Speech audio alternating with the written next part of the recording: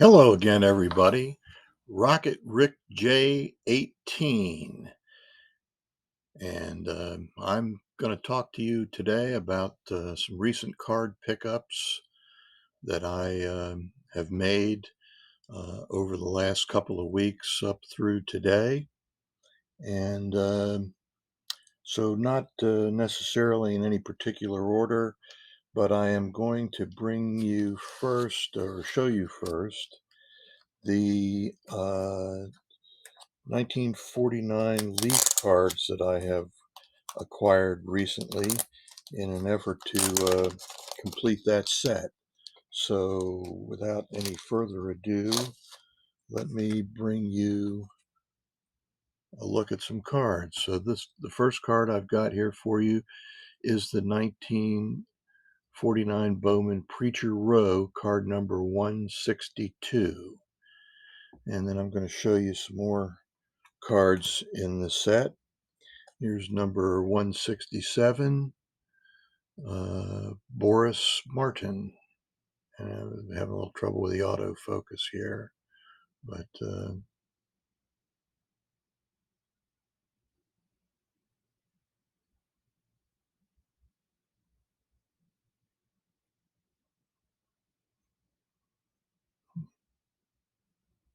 there we go. Okay, that was interesting. I was just trying to see if I could get it to where it would focus a little better on the card. So the next card is Eddie Pellegrini, card number 172.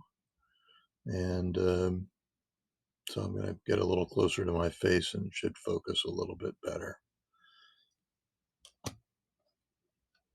Here's a card that my Uncle Bill would have really liked a lot. Stan Lapata, the Philly player who was a catcher, but he loved the Phillies, especially going back to the Whiz Kids and through the 1950s. In fact, he gave me a newspaper from 1957 where Stan Lapata had hit a home run. So somewhere in my newspaper collection, I've got that. Here's number 178, card number 178, Tommy Brown.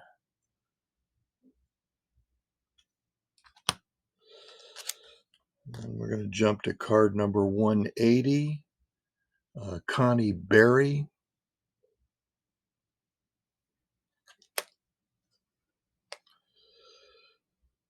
And here is card number 192, Ralph Branca. You may remember that Ralph Branca was the relief pitchers that the Dodgers brought in to relieve Don Newcomb in the third game of the New York Giants Brooklyn Dodgers playoff. And I think he threw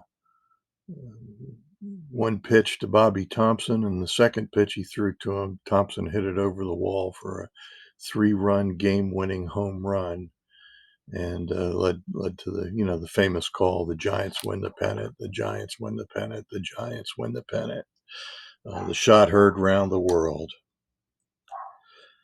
I always thought it was kind of interesting because I wasn't alive when that happened, but I was alive in 1962 when the Giants and the Dodgers had a 3-game playoff, also won by the Giants.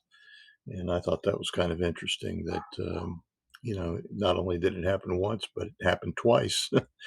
Unfortunately, although the Giants did win, it wasn't quite as dramatic as Bobby Thompson's home run. So here's card number 197, Johnny Lindell for the Yankees, and he played later on with some other teams before he retired finally. And then the last one is card number 199, Tex Hewson.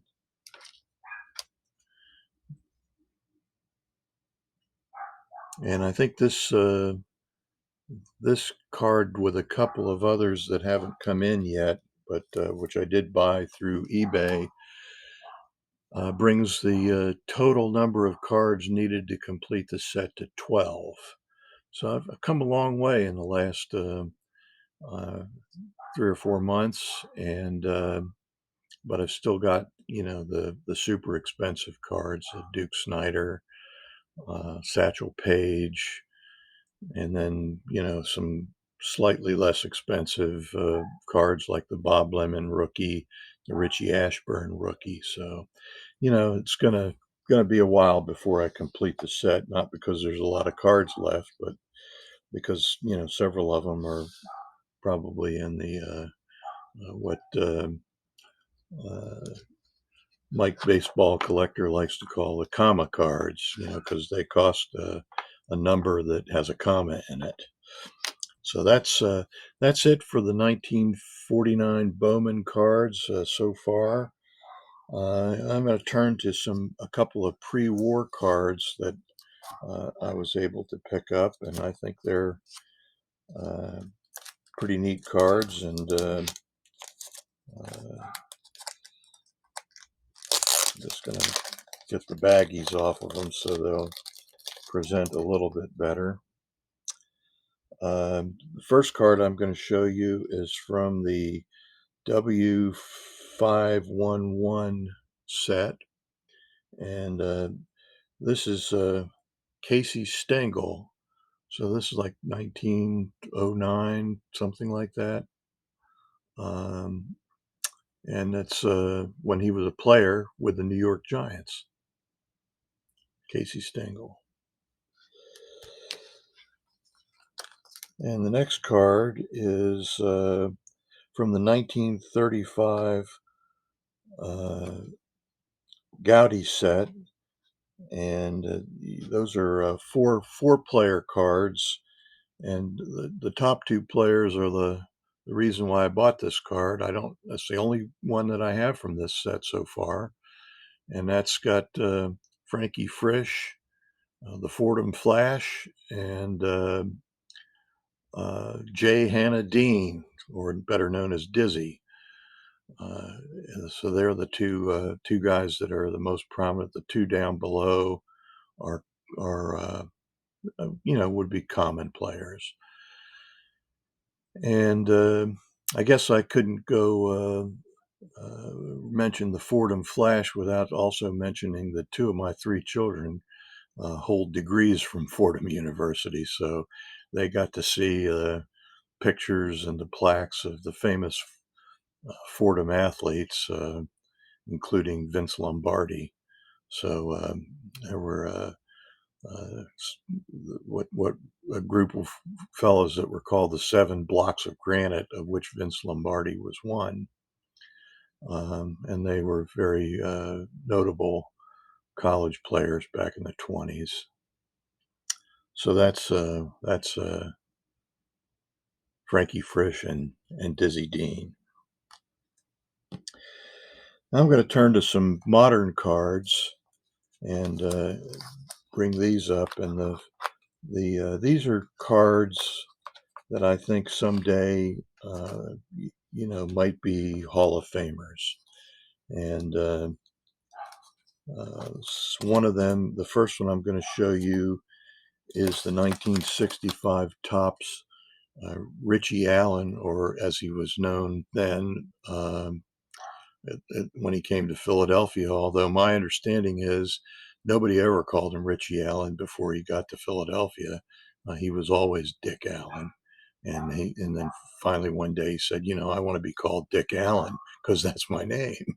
So anyway, that's kind of the story about his tenure with the Phillies. The first time around was kind of not all peaches and cream, so to speak. He got booed a lot and was considered to be kind of a moody player, wore a helmet out onto the field because they used to throw things at him. It was kind of unpleasant. So he was traded away to the Dodgers, I think, first, and then later to the White Sox, where he won a Most Valuable Player award along with a couple of home run titles. And then ultimately, towards the end of his career, came back to the Phillies. He was a Rookie of the Year with Philadelphia, got some votes for MVP, although he didn't win an MVP. So a lot of people think that Richie Allen someday might get elected to the Hall of Fame by the Veterans Committee. So that's his second Topps card, and also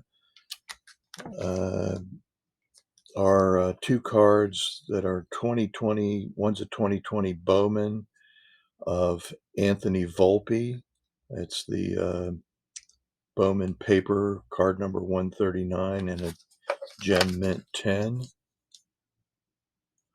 And Volpe had a few rough spots right out of the gate there, but seems to be doing pretty well now. So I think he might end up being okay.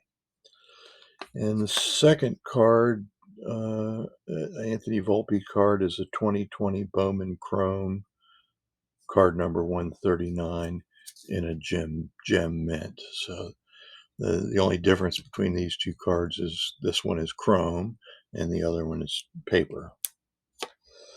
And here are some additional cards, 2022 cards. There's, I don't know, 6 or 7 of them in there. This is Topps card number, or rather Bowman draft card number 68. Number 68, Anthony Volpe, 2020. Let's see, wait, it might also be a 2020 card. I think it might be.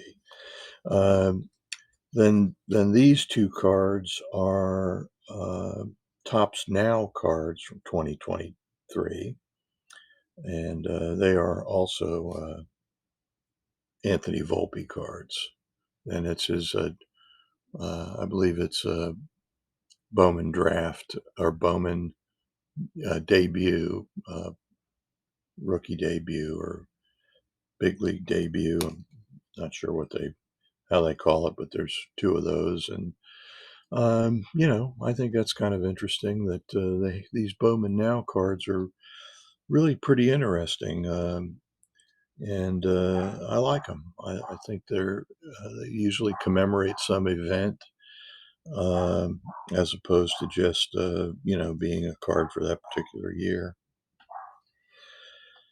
The next card I have to show you is a couple of kind of oddball cards. This is a British sports card for sports of the countries, and this card depicts the Irish sport of hurling, which I'm really fascinated with.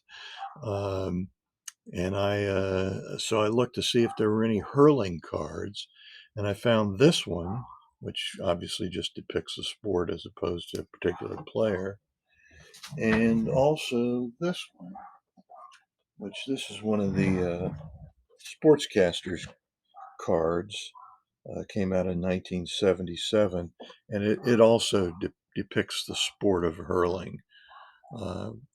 It mentions that Ireland has 3 main national sports: soccer, rugby, and hurling, a traditional game that resembles field hockey or lacrosse. Irish Americans who brought hurling with them to the United States have occasionally won hotly contested games against the Irish national teams. So, it mentions that it's played on a pitch by 2 teams of 15 players each. They use the broad-bladed stick, which is called a hurley, Hurley, and a ball, which you can score either by, moving it in underneath the crossbar of the goalpost or um, uh, somewhere over the goalposts. Anyway, hurling is really a fascinating sport. They play their championship in Dublin at Croke Park, which is a very large athletic venue used for uh, the Gaelic League sports championship games for hurling, uh, Irish foot Irish football, I guess, and soccer teams play there. So it's a pretty exciting game. I got my first experience with it in 1999 when my daughter went to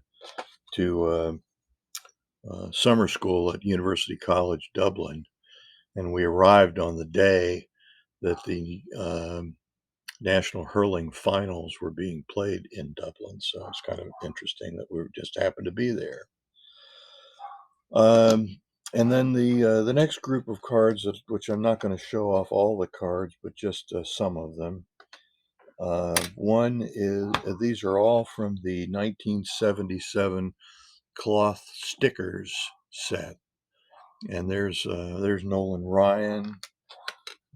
Got obviously a few.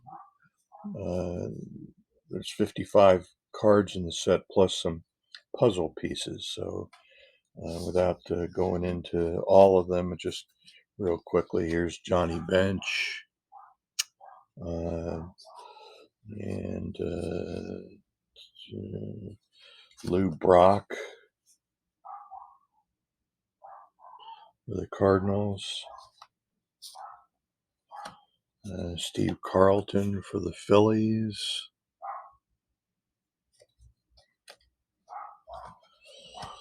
And here's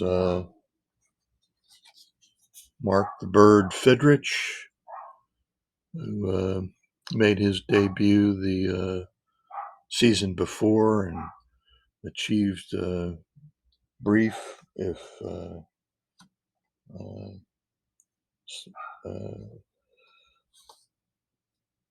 brief appearance, brief notoriety, whatever you want to call it.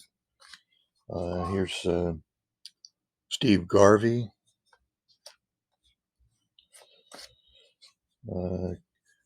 both Catfish Hunter and Reggie Jackson, who were with the Yankees in 1977.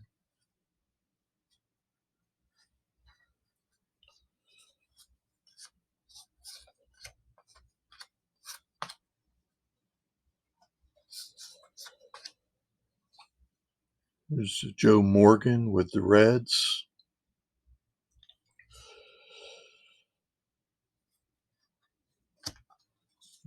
Al Oliver with the Pirates.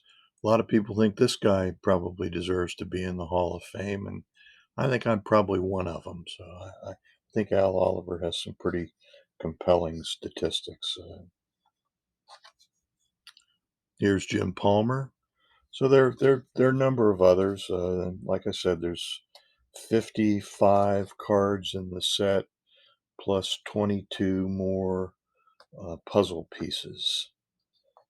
And then again, here's a set of cards. These are the 1970 J.D. McCarthy, or I'm sorry, 1986 is when the set came out. They're in the style of the 1969 Topps cards, but these are the J.D. McCarthy photographs. And here's just the Robin Roberts as a Yankee, which obviously didn't last. It wasn't too long, but he was a Yankee. And then there's 24 cards in this set, which I'm not going to show you all of, but that's I thought that was an interesting set. There's some larger size cards of J.D. McCarthy sports design products, and I think that's a pretty interesting. Those are some pretty interesting cards because there's Mickey Mantle and some other cards, players from the '60s also. They're bigger. They're more like maybe not quite as big as the exhibit cards, but pretty good sized. So that's it. That's what I've got to show you today, and I think that Uh, I'm real happy about the progress that I'm making on the 49 Bowman set. So more to follow on that as time passes. And hopefully we'll get to the day where I'll say it's now I consider it to be a completed set. Although I don't normally go for, at least not initially, for all of the variations or the master set. It's they're a lot harder to get, and more more expensive, time consuming. So complete set for me is is what I would consider complete. Is when you have one um copy of each card that's listed in the set, and normally that doesn't include the variations. Occasionally it does, but most of the time not. So that's it. Um, I If you enjoy these videos on pickups and so forth, let me know in the comments, and if you, like them. If you don't subscribe to the channel, maybe consider subscribing. I'm trying to get up to 100 subscribers. So when I get there, I may be something special to celebrate that. In the meantime, however, this is Rocket Rick J18, wishing that all of your collecting dreams come true.